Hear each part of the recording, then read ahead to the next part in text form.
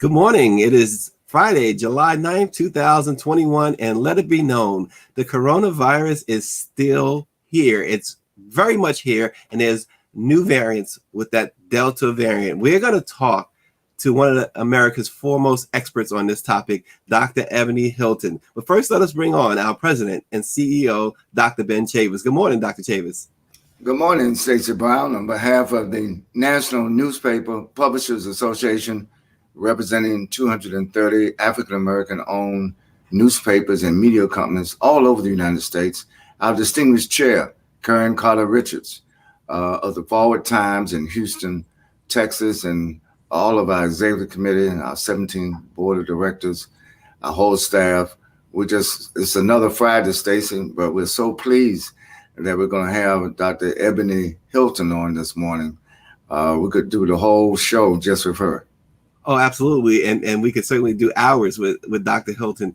I just love her candidacy, how open she is and direct she has always been, and bringing valuable life-saving information. And it's life-saving only if people listen. We're going to get to Dr. Ebony Hilton very shortly, but a couple of news topics, Dr. Chavis, that we can't avoid. Just prior to a planned meeting with more than a dozen civil rights organizations yesterday, Vice President Kamala Harris announced a $25 million Democratic Party investment for voter education and access. Vice President Harris made the announcement at Howard University in Washington just before a meeting she and President Joe Biden plan to attend with the NAACP, the Urban League, the National Action Network, and others. It also comes as Democrats attempt to blunt the voter suppression laws and efforts in Republican-led states.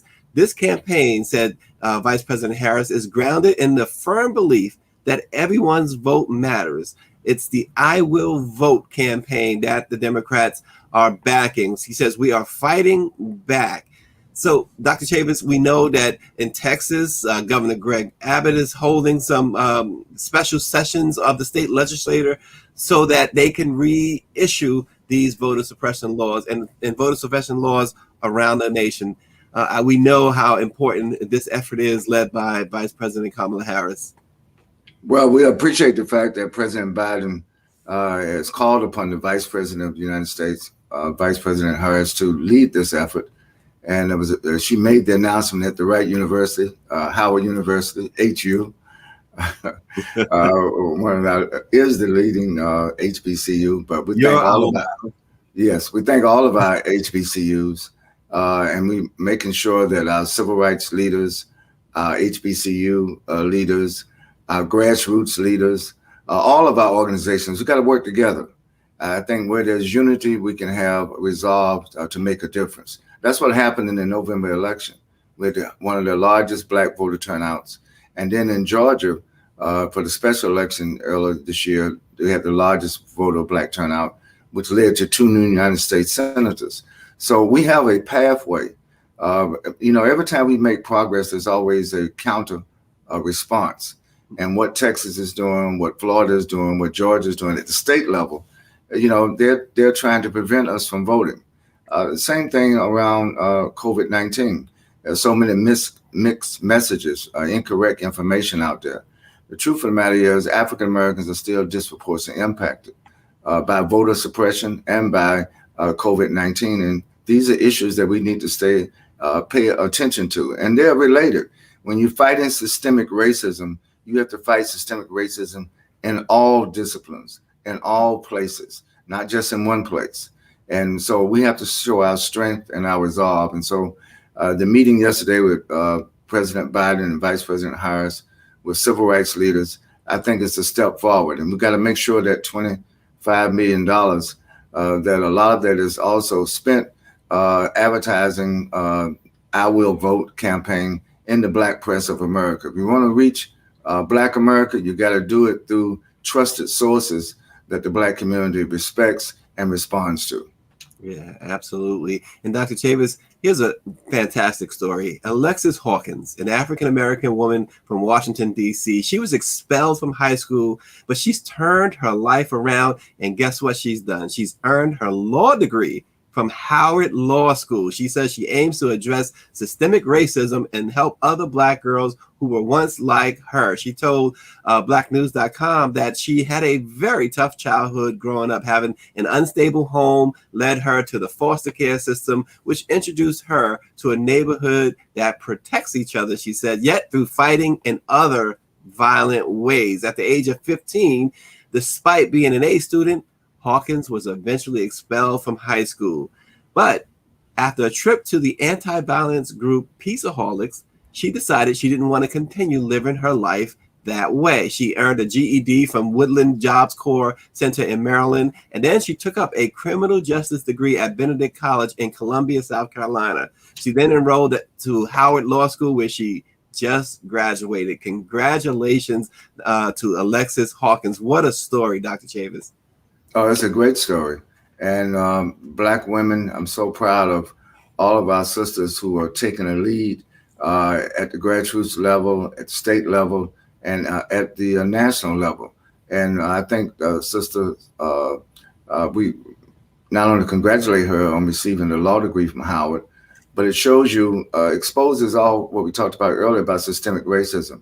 Our young people are disproportionately expelled from school. Our young people are disproportionately disciplined and really almost pushed out of the educational system. And there's a pipeline from the school system to prisons that we have to break up, that we have to dismantle. You know, American apartheid is real, and it has to be dismantled in all of its aspects. Yeah, I want to say good morning to Michelle Madison and Annette Phillips. Joni King is watching, so is Gregory Muhammad, and our buddy down in Texas, Cheryl Smith of the Texas Metro News, the publisher, the great publisher there, and Lynn Spivey, and all who are watching this morning. We want to say a special good morning to our special guest, Dr. Ebony Hilton. Good morning, Dr. Hilton. Good morning. How are you all? Doing fine, Dr. Hilton. Welcome to the Black Press of America. Yeah, it's good to see y'all. It's always great to have you, Dr. Hilton. I want to start this way, Dr. Hilton. First of all, everybody should know you can follow Dr. Hilton on Twitter, where she should be verified. What's Twitter doing? She has. Here's some of the things that Dr. Hilton has tweeted. She's and very direct. The shift of COVID to an illness predominantly in the young.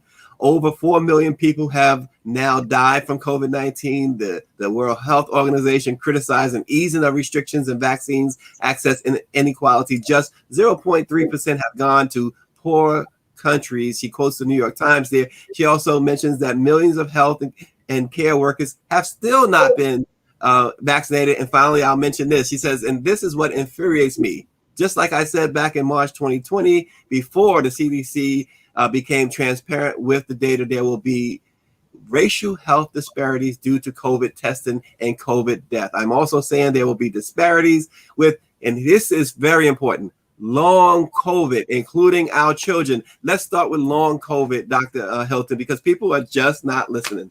Yeah, you know, I tell people over and over again on Twitter, there are more consequences for COVID-19 than just death. We have to think about how the inflammatory process affects each organ system. So we hear people oftentimes say, oh, all I lost was my taste and smell. But that means that literally the virus infected your brain. And if you think about, just like when you fall and scrape your knee, how you get scarring there, the inflammatory process, the healing process that happens when you have that huge inflammatory response, what does that do as far as laying tracks for you developing scarring and in the development of Alzheimer's or multiple sclerosis, Parkinson's disease? There's studies now out of Stanford that are looking at persons who died from COVID-19 who didn't necessarily present with neurologic or brain differences. But when they did autopsies, their brain structure was looking like those patients who had Alzheimer's and those patients who had Parkinson's. And so we don't know enough. There's studies literally out of Germany right now. There was one that tracked patients for 12 months. And what they found was that only 23% of them were symptom-free within that 12 months. Only 23%, which means, you know, we're looking at 77% of persons for an entire year said that I'm not fully back to my mental acuity, that I'm having difficulty concentrating, that I'm having this brain fog that people are describing where they can't find words as easily as they once were. It's not worth the risk And especially when we're thinking the Delta variant now is shown to be more contagious and more transmissible for our younger generation. And what do you do when you're 9, 10, 15 years old? And it affects and impairs your ability to think in that way. We're setting ourselves up for not only a health crisis, but an economic crisis, because we won't be able to achieve that educational attainment. And it's simply not worth it. Wow. Let's look behind Dr. Hilton. See all those degrees? She knows what she's talking about. No. Listen to her. Dr. Chavez, I know you want to jump in. This is, this is so important. Well, again, Dr. Ebony Hilton personifies the best of the best. And that is why the Black press, Dr. Hilton, we need you. And we need your voice. We need your genius. We need your warnings and your cautions and your prescriptions so that Black America can get out of harm's way. It's one thing for people to be offered the opportunity to get vaccinated. It's another thing to take advantage of that opportunity to respond positively. And I think that, as parents now get ready to send their kids back to school, can you just emphasize again, Dr. Hilton, the importance of young people, the importance of young people to take this very seriously, as well as their parents, because we face an awful situation coming up this fall, where if we don't get a hold of this Delta 3 variant of COVID-19 virus, it's going to be another devastating impact on Black America. Oh, for sure. When we talk about the availability of vaccines, for one, I do not take my foot off the gas, I guess, of what people say. When I go after the CDC and the federal government and state government of how they're allocating vaccines, yes, we're saying that vaccines are everywhere and they are available to you. But the question is, what's the timing that they can be distributed? For instance, if you're working 2 or 3 jobs trying to make ends meet and vaccinations are only 9 to 5, I would have to miss my work in order to go and get vaccinated. And that means no food for my children and no roof over our heads. And that's not true access. We're thinking about the fact that it's still literally on the internet, where there's so much information that's misinformation, for one, and it's so confusing as to where do I go to actually register. And that's also not access.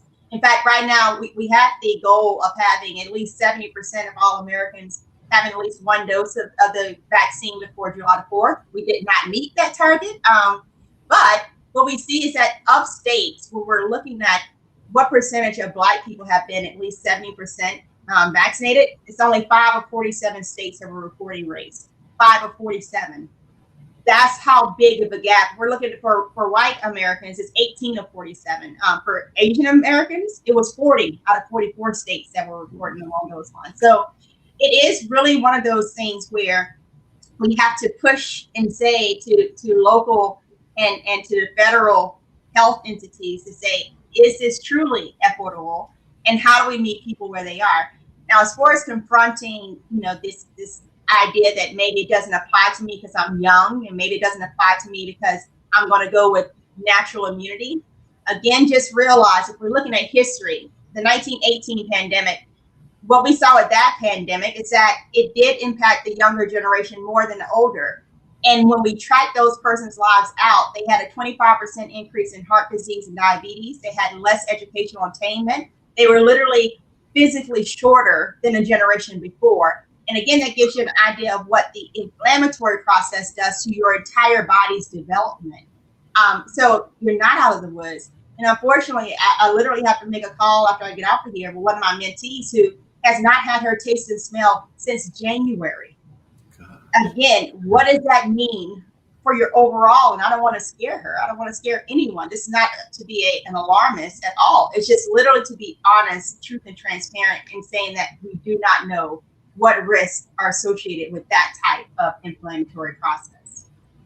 Wow. So tracing back from the 1918 pandemic, you guys were able to find, medical science was able to find that there was some real long-term effects. And so it really heightens, it seems it would heighten people's urgency to get this vaccination and to protect themselves.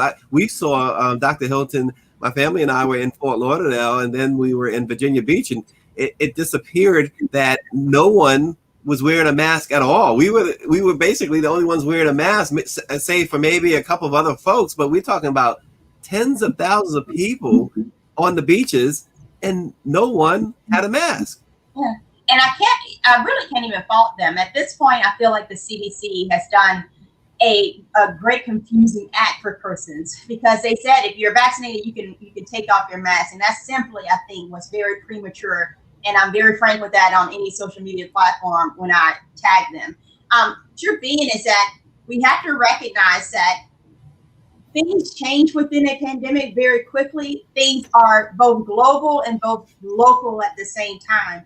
If you're in Texas, or if you're in Mississippi, Arkansas, we know that there's places where vaccine uptake has been just truly abysmal. When you think about the access that are made available to those persons, and we're looking and we're seeing that in the South and in the Midwest, and even in the West now, we're starting to see an uptick in our caseload. And the problem with this pandemic is that we've always been reactive more so than proactive. When we start to see those caseloads start to tick up, we're already behind the 8 ball.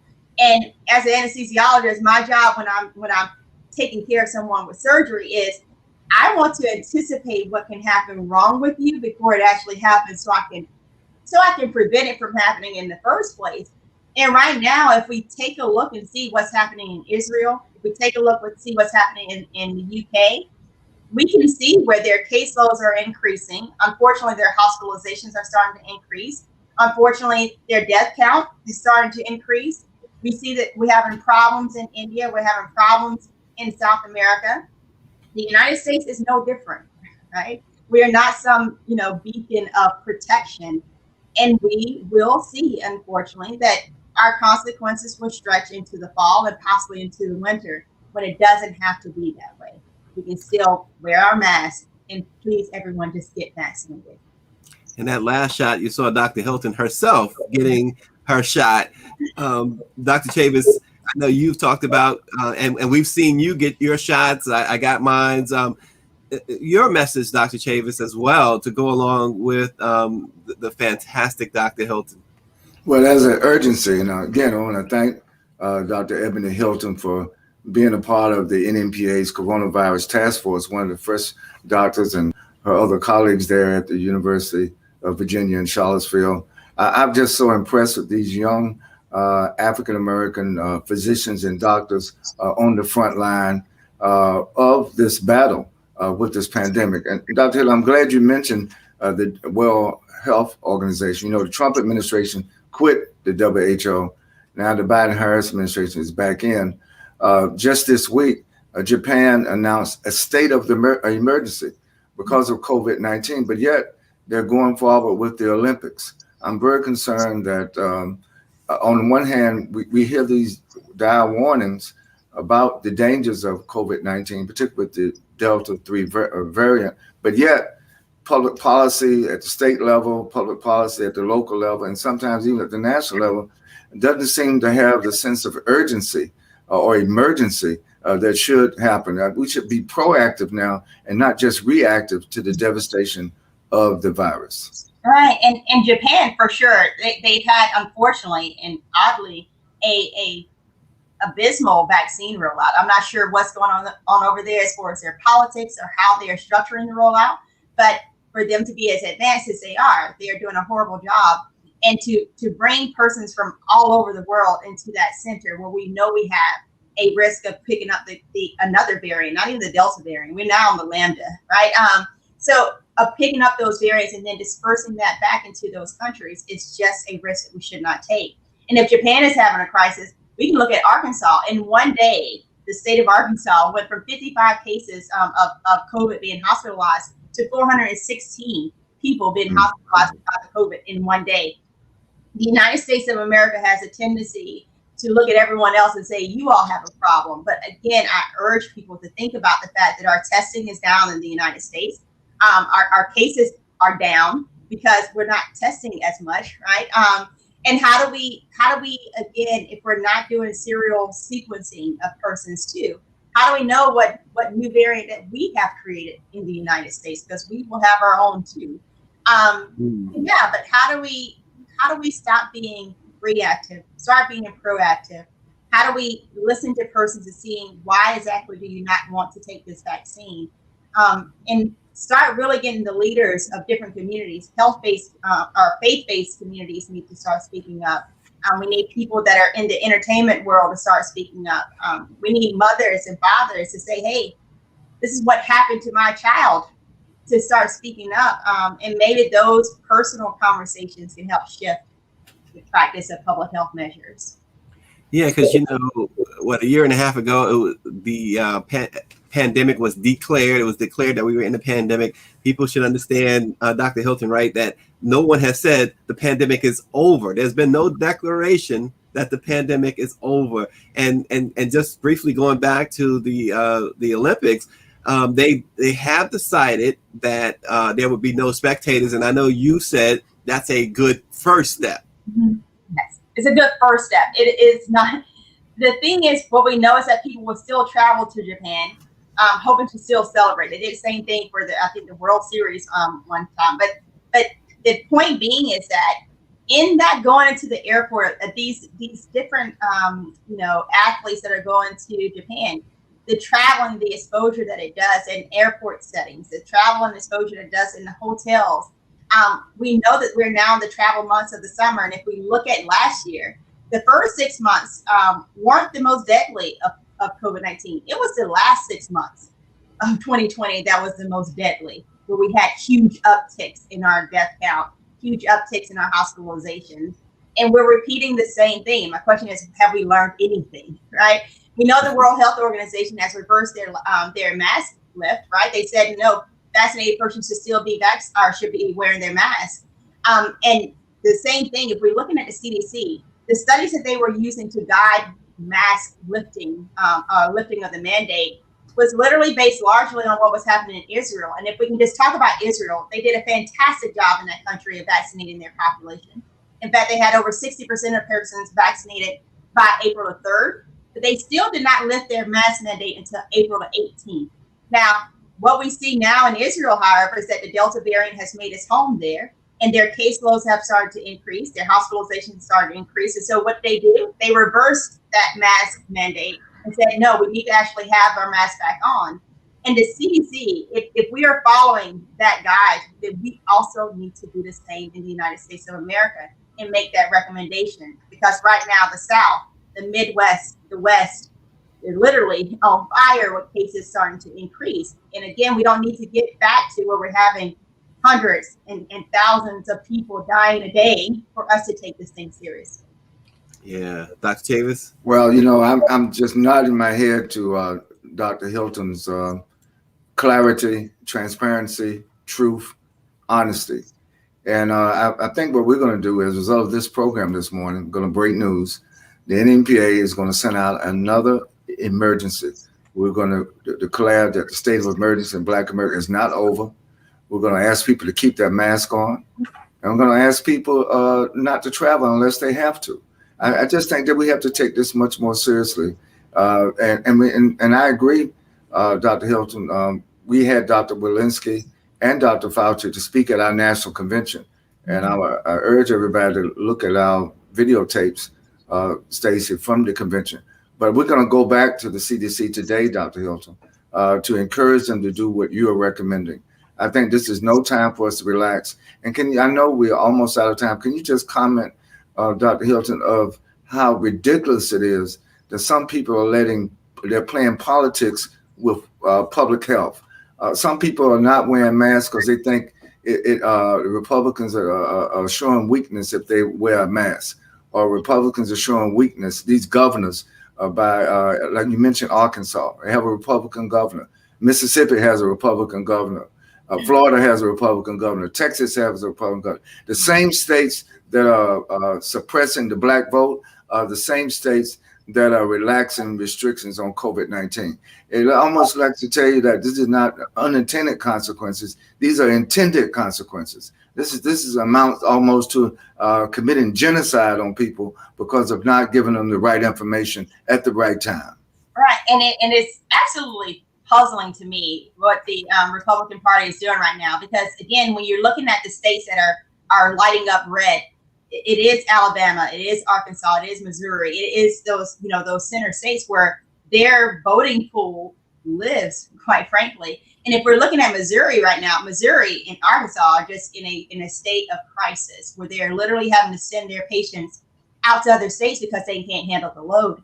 And when you're thinking about it, it's counterproductive for them if their voting block becomes infected and they cannot vote for the next. And for white Americans, I literally tried to sound the alarm for them months ago, because if we look at the increase in death of white Americans, we're seeing that the racial health disparity gap of death starting to close for COVID-19. It used to be that if you're African American, you were 6 to 8 times more likely to die. Now it's about twice as likely. And it's not because Black people are dying less, it's because white people are dying more. If you look at the death between like August to October, it was roughly for white Americans, 12 to 15,000 white Americans. But after November, after Thanksgiving, it went up to 27,000. After Christmas, it went up to 42,000. After New Year's, it went up to 47,000. And after, you know, between February and March, 58,000 white Americans died from COVID-19. And it's largely behavioral. It's largely when we had the protests of, I don't want to wear a mask and we're going to burn our mask and we're still going to travel despite, you know, recommendations not to travel. And it's costing their lives. And if we're looking at right now, the fact that the majority of Americans that are 65 and older, we've done a great job of vaccinating those persons, especially 85 and older. Our nursing home population, we vaccinated those persons. So the people that are dying now from COVID-19 are likely leaving behind orphans. And we know there was a study back in March that showed that we had already had 40,000 new orphans in America because of COVID-19. Wow. And if we're looking at African Americans, we know that 1 in 9 Black children were already likely to see foster care before they turned 18 before COVID, right? Imagine now what we're facing as African Americans if we're not taking this serious, if we're not getting vaccinated. We're putting our children and the system that is not built to handle this volume of new kids coming into it, we're putting their lives at jeopardy. And it's not worth the risk when we have an agent, an intervention that has proven itself and its safety profile to be more beneficial than risky for you and your family. Wow, unbelievable. See, this is why I said at the top that this one reason why I said at the top that Twitter needs to verify her, because you know why? Because people tend to listen more to those who got that blue check mark, right? Mm-hmm. You need to listen to Dr. Ebony Hilton, blue check mark or not, but Twitter should recognize that she's done so much to help so many during this pandemic. As the pandemic continues, we certainly appreciate you, Dr. Hilton, and all that you do. You're tireless. You work consistently, constantly. I know that we can call you at a moment's notice, and you will always answer. So we certainly, the Black press, appreciate you so much and the work that you continue to do. Dr. Chavis, you have a closing thought? Today, we're issuing another national emergency alert to Black America. And we thank Dr. Ebony Hilton and all of her colleagues, African-American physicians and researchers and medical authorities that has given us the information that Black people have to take this virus much more serious than we are currently taking it. And we got to protect our families, protect our children, protect our communities, protect our institutions, protect our businesses, protect Black America.